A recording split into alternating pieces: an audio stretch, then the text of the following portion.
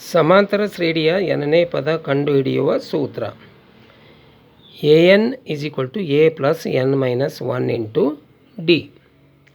ಇದರಲ್ಲಿ an ಶ್ರೇಣಿಯ ಕೊನೆ ಪದ ಆಗಿರುತ್ತದೆ, a ಶ್ರೇಣಿಯ ಮೊದಲನೇ ಪದ ಆಗಿರುತ್ತದೆ, n ಪದಗಳ ಸಂಖ್ಯೆ ಆಗಿರುತ್ತದೆ, d ಸಾಮಾನ್ಯ ವ್ಯತ್ಯಾಸ.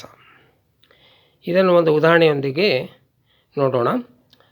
1 3 5 7 ಕಂಟಿನ್ಯೂ ಶ್ರೇಣಿಯಲ್ಲಿ 10ನೇ ಪದ ಕಂಡು ಹಿಡಿಯಿರಿ. 1 3 5 7 ಕಂಟಿನ್ಯೂ ಶ್ರೇಣಿಯಲ್ಲಿ ಎ ಅಂದರೆ ಮೊದಲನೇ ಪದ ಏನಿದೆ ಇಲ್ಲಿ 1. ಡಿ ಸಾಮಾನ್ಯ ವ್ಯತ್ಯಾಸ. ಸಾಮಾನ್ಯ ವ್ಯತ್ಯಾಸ 3ರಲ್ಲಿ 1 ಕಳೆದಾಗ 2 ಬರ್ತದೆ. ಸಾಮಾನ್ಯ ವ್ಯತ್ಯಾಸ 2 ಆಯಿತು.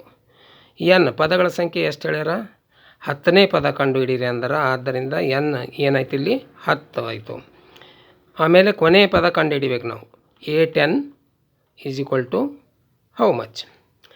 ಅದನ್ನು an = a + n - 1 × d ಈ ಸೂತ್ರದಲ್ಲಿ ಈ ಎಲ್ಲ ಬೆಲೆಗಳನ್ನು ಆದೇಶಿಸಿದಾಗ a10 = a ಬೆಲೆ ಎಷ್ಟದ? ಮೊದಲನೇ ಪದ 1 ಪ್ಲಸ್ n ಎಷ್ಟದ? 10 - 1 × d ಸಾಮಾನ್ಯ ವ್ಯತ್ಯಾಸ ಎಷ್ಟದ? 2. 1 ಪ್ಲಸ್ 10ರಲ್ಲಿ 1 ಕಳೆದಾಗ 9 ಆಯಿತು, ಗುಣಿಲೆ 2 ಉಳಿತು. 1 ಪ್ಲಸ್ 9 2 18.